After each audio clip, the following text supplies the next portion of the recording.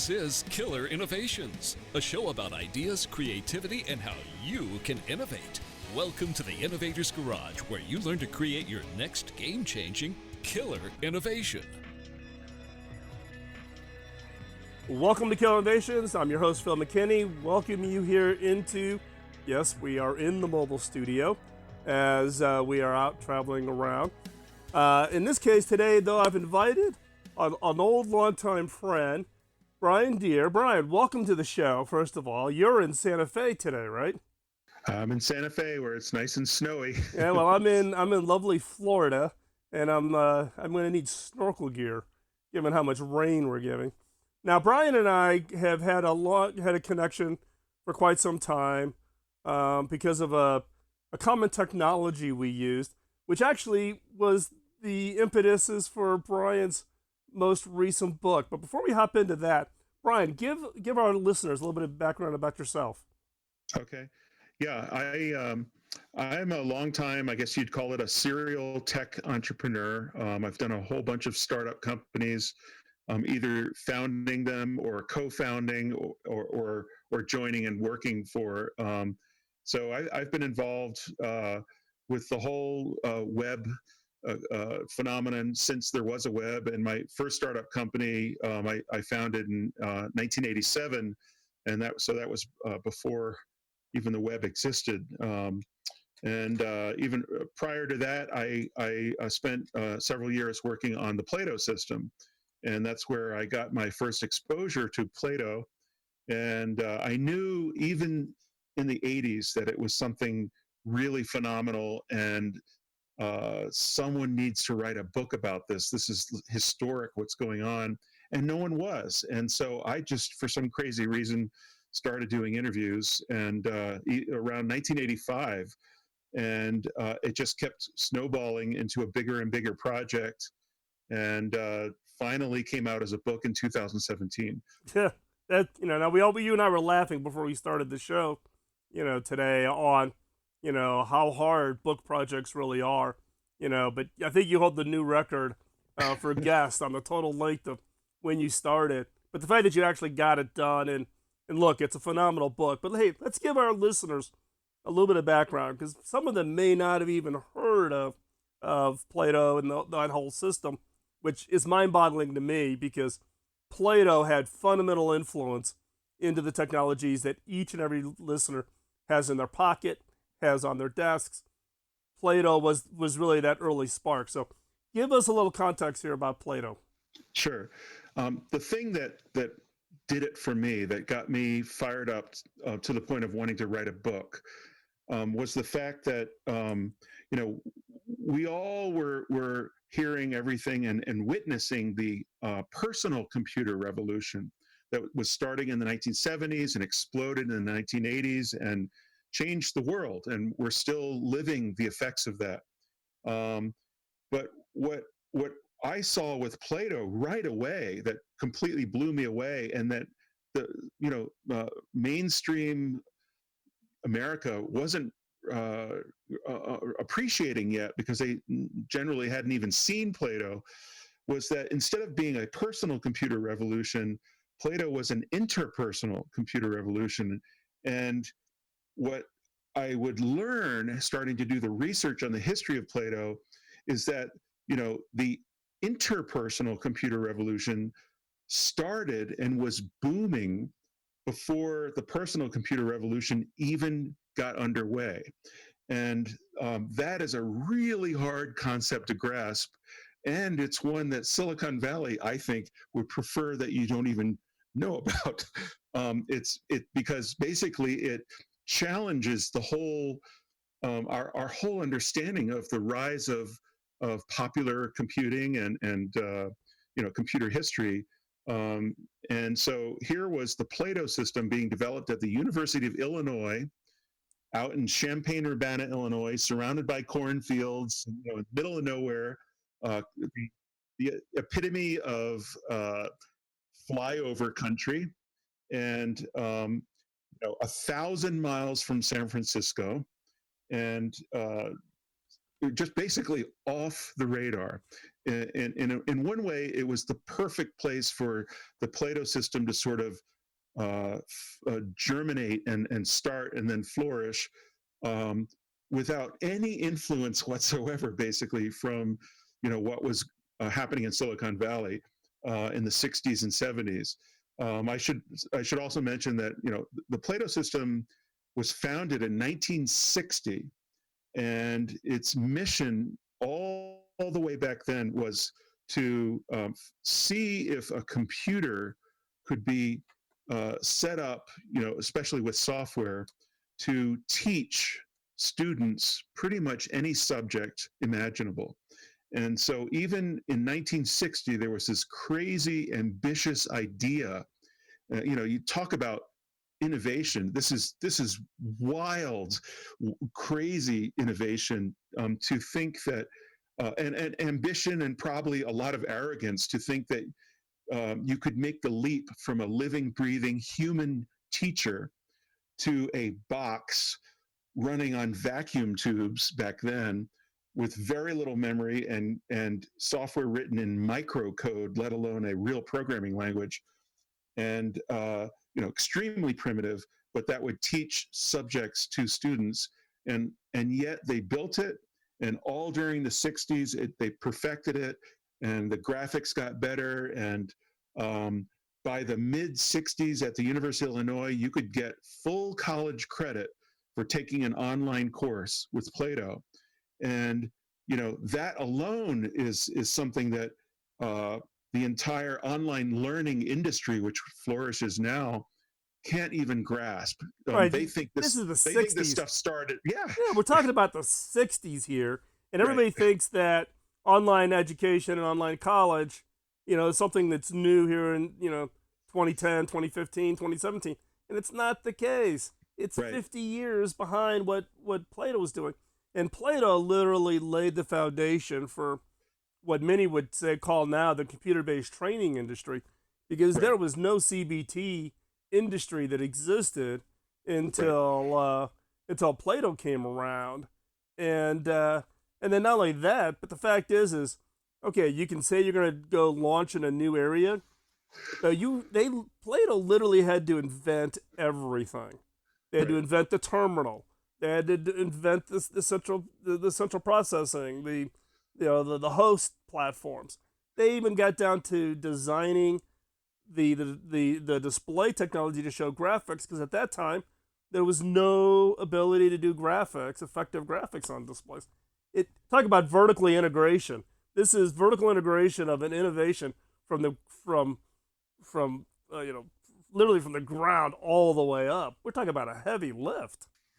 Right. If you look at the typical sort of internet, new startups and new products and services that pop up every few hours today, almost everything is a response to the inadequacies of something that currently exists or used to exist and has now become obsolete.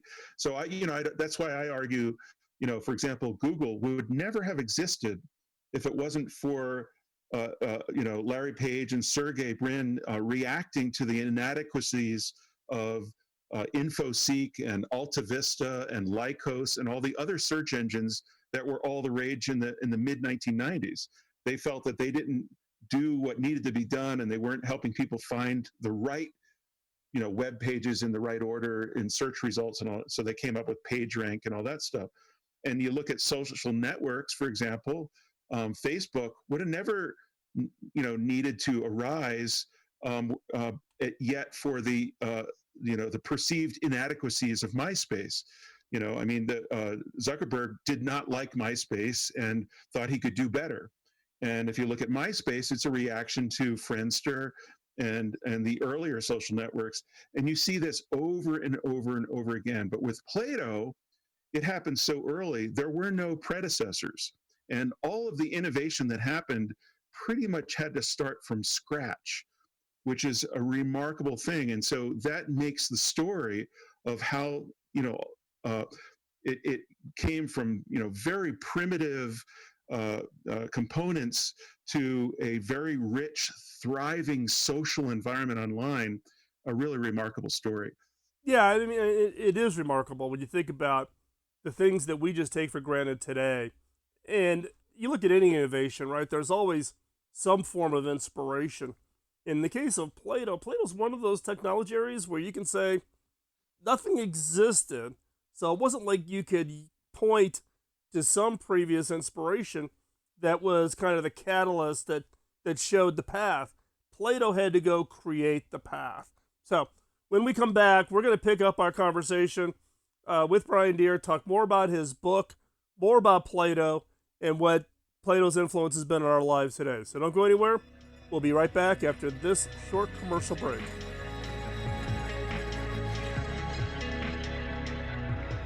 Welcome back to Innovations. We're picking up our conversation with Brian Deere. Brian and I were talking in the first segment really about the background on Plato, but I want to talk more specifically, Brian, about your book, The Friendly Orange Glow. As soon as you talk, as soon as anybody mentions the orange glow, you can tell if somebody's got familiarity with Plato or not. So give us a little context on the title of the book, but also I think your subtitle is also quite interesting, talking about the birth of the cyberculture. So give us some context of the title so that those listeners who are not familiar with Plato kind of get the context. Fine, sure. I'll give you the story behind the meaning of the friendly orange glow phrase, which is not something I coined. It's actually something that people used as a regular day in, day out expression to describe Plato for years. The subtitle of the book is The Untold Story of the Plato System and the Dawn of Cyberculture. And so let me first, I'll talk about the friendly orange glow, and then I'll go into the other stuff. Speaking of Plato being starting basically from scratch, and then them realizing that they had to that in order to really teach students effectively on a computer, you need a good graphics display to start with. And in 1960, there were none unless you were the Pentagon and could spend $1 billion, and maybe you would get one. But to have them in front of students in schools and stuff like that, it did not exist. And then they realized that the cost of memory to drive a cathode ray tube, a CRT, television display, which would be the common computer monitor until the late 90s, was so insanely expensive. In 1960, random access memory, or RAM, would have cost $2 per bit, not even byte. So, the typical iPhone today with like 64 gigabytes would be a multi-billion-dollar, computer in 1960 just because of the memory. Mm-hmm. And a Plato terminal, they figured, is going to need about 512 by 512 pixels, and that would be about 262,000 bits. And you can see that we're talking of like $500,000 just for the memory to drive the display. So that was just not going to happen. So they started looking at other alternatives. What else existed, and was it even possible to come up with a display that that did not require RAM? And they actually realized that there was such a thing, and it was called.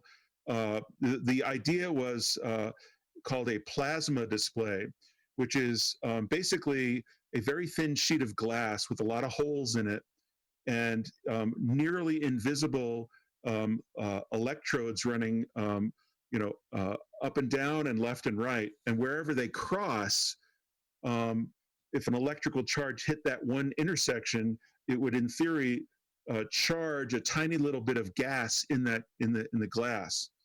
And so they worked on this for years. And in 1964, they reached their eureka point where they got one dot lit.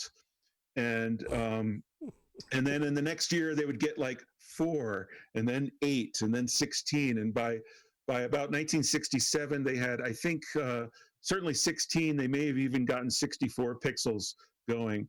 And they discovered that the best looking display was a combination of neon gas, which glows orange, and a little bit of nitrogen and some other little bits of gas.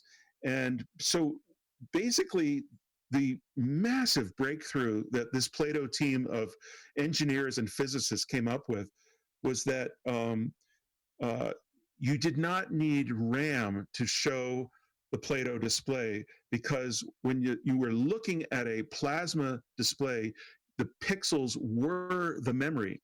You were literally looking at the memory.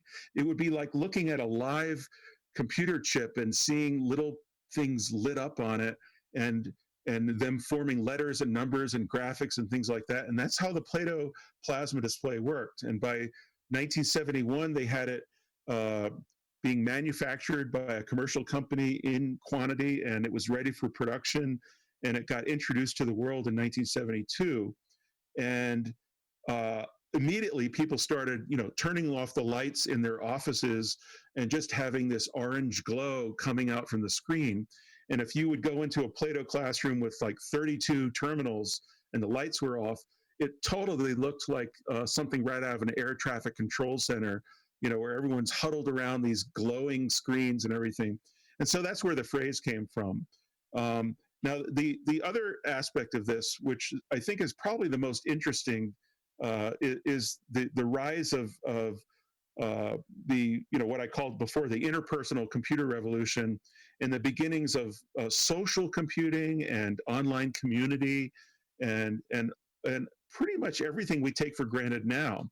And what people don't realize, and you will not find pretty much in any computer history book, even the big famous ones that have been out in the last 5 years, there's no mention of Plato, and there's no acknowledgement that basically, around 1973, you had a complete thriving online culture with instant messaging, chat rooms, multiplayer games, email, message forums, an online newspaper that was crowdsourced by the user community. And all this was booming in a culture that centered in Illinois, but with users all over the place dialing in. And so this I go into great detail on this part of the book. It's basically 1/3 of the book, trying to figure out how it all happened. And it turns out that it was never planned. It was not part of the mission. It wasn't part of the funding from the National Science Foundation. Basically, the kids who were supposed to be the students learning on Plato figured out that the most interesting thing about Plato was Plato. And they started hacking the system and discovered that the programming language was so good that you could basically build all kinds of interactive social apps on it. And the whole sort of app culture and hacker community arose in 72 and 73. And it changed the lives of thousands of people. And a lot of what we take for granted that would emerge much, much later, in the 90s, like with AOL and all that, was actually happening on Plato in the 70s. And that's the interesting piece, right? I think it's this emergence, right? You can't plan for it, right? You can launch services, and it's really about letting the user community tell you what it is they're going to use it for. And Plato was fertile. I mean, some of the things that were available on Plato were decades ahead of anything that we see and we think of as social media today. So we'll be right back after this quick commercial break, continuing our conversation on Plato.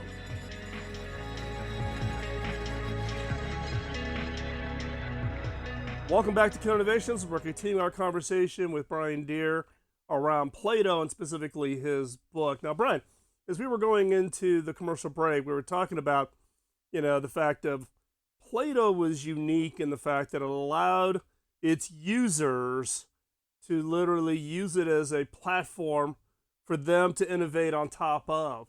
Kind of, this emergent innovation process.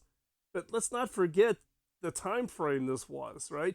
When I was in school, I was getting a certain amount of CPU time. I could only use it for my problems, machine problems for my college classes. I couldn't get access just to experiment and and learn in the process. But the culture within the Plato team was completely different, correct? Yeah, that's one of the things that really struck me when I started digging into this. I found that since the very beginning of the Plato project in 1960, the sort of the culture that had emerged at the laboratory was one where, unlike a lot of other engineering and technical and physics and scientific labs around the country and universities, this was a place where undergraduates were welcome to work side by side with PhDs and postdocs and all that. And even furthermore, high school kids who would wander in from down the street, having heard about this the friendly orange glow, and this was the home of the glow. You could actually go in, and you'd see rooms full of these terminals.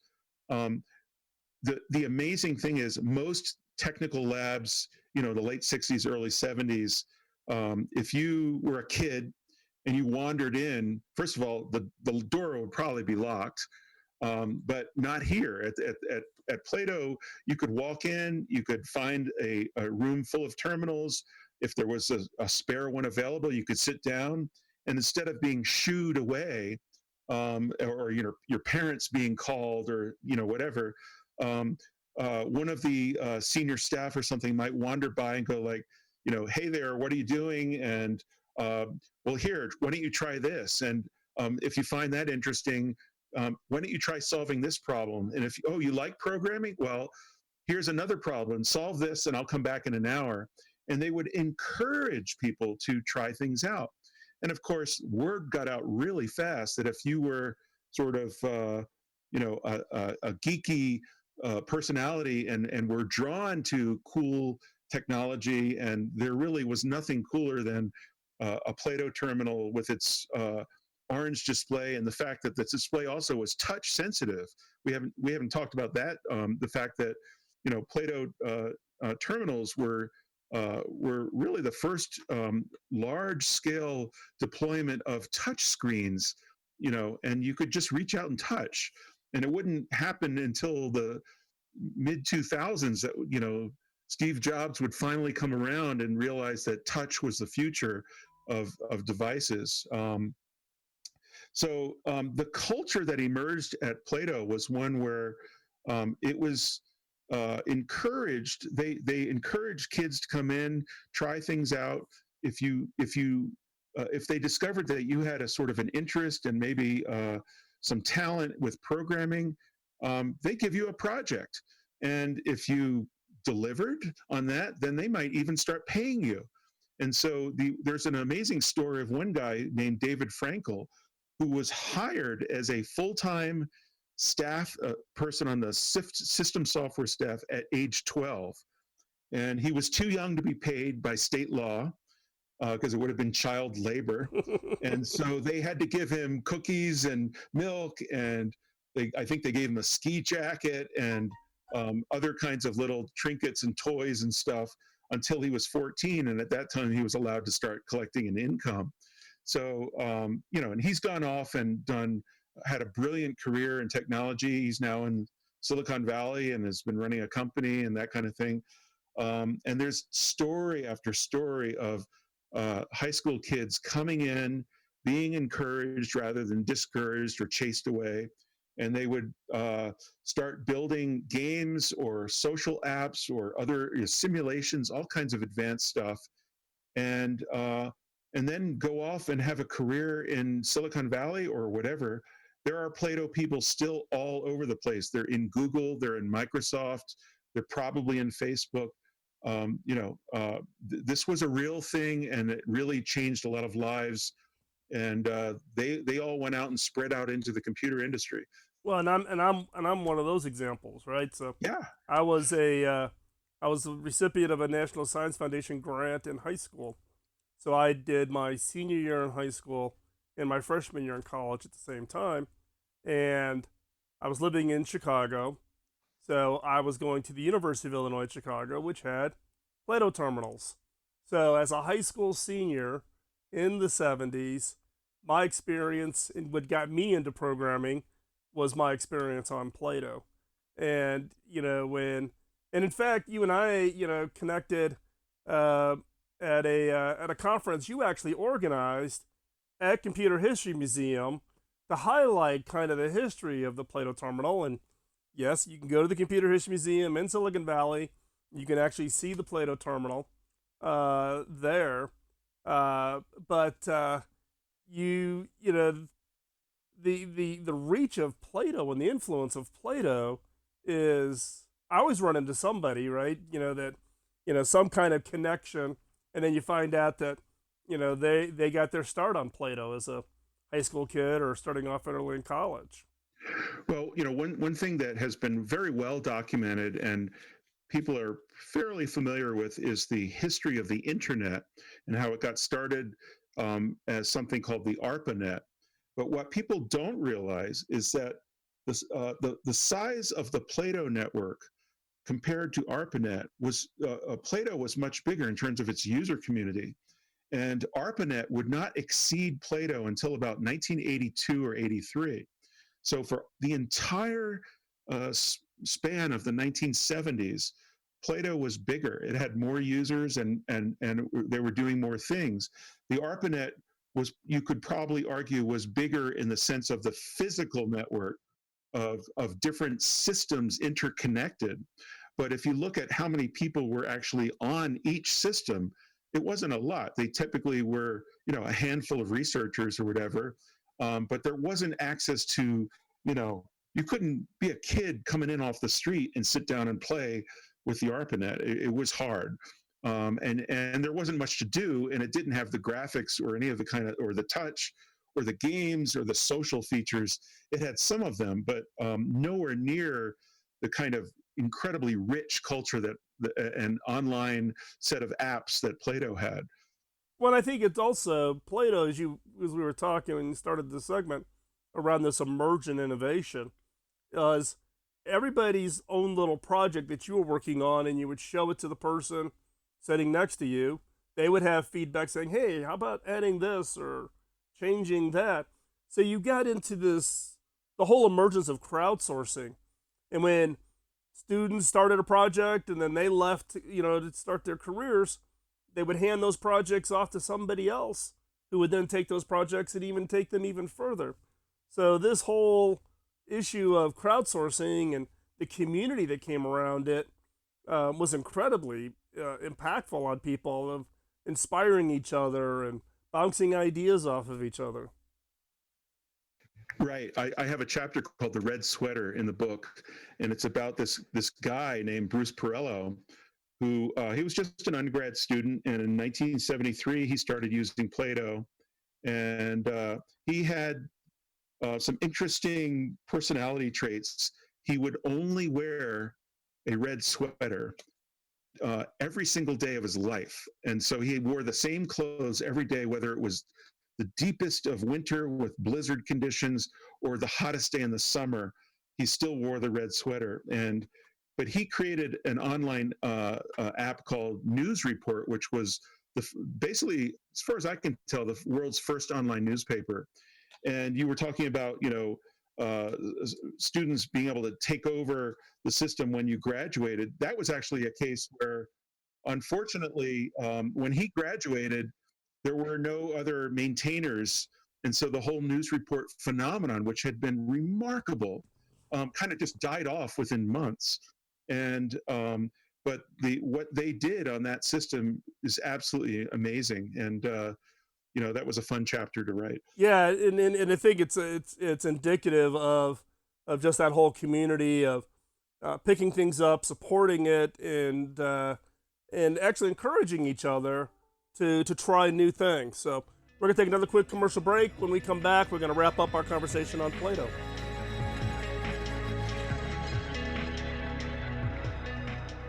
Welcome back to Innovations. We're going to wrap up our conversation today here with Brian Deere, talking about the Plato project.